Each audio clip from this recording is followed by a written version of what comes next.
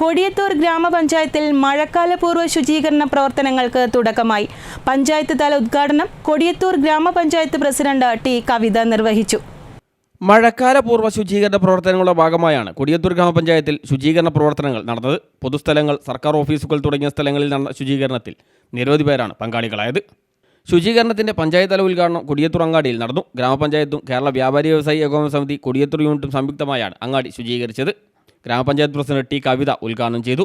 പഞ്ചായത്ത് അംഗങ്ങളായ പ്രേമ കോട്ടമ്മൽ, MP ജുമൈല, മുൻ member TK Abubakar, വ്യാപാരി വ്യവസായി ഏകോപന സമിതി president Sharif Ambalakkandi, CP Muhammad, NK Hameed, Abdussamad Kannattil, EK Mayin, K Abdul Karim തുടങ്ങി നിരവധി പേർ നേതൃത്വം നൽകി.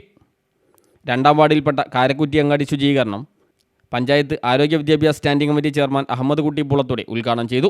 ഹുസൈൻകുട്ടി കുയ്യിൽ, അബ്ദുസലാം, B ഷംലൂലത്ത്, മുഹമ്മദ് ഉണ്ണി വിളക്കോട്ടിൽ, സിറാജ് പുൽപ്പറമ്പിൽ, ആശാവർക്കർ സുനിത, ഷമീന തുടങ്ങിയവർ സംബന്ധിച്ചു.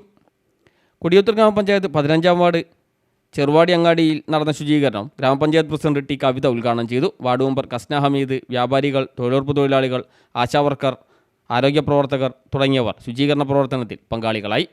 CTV പ്രാദേശിക വാർത്ത മുക്കം.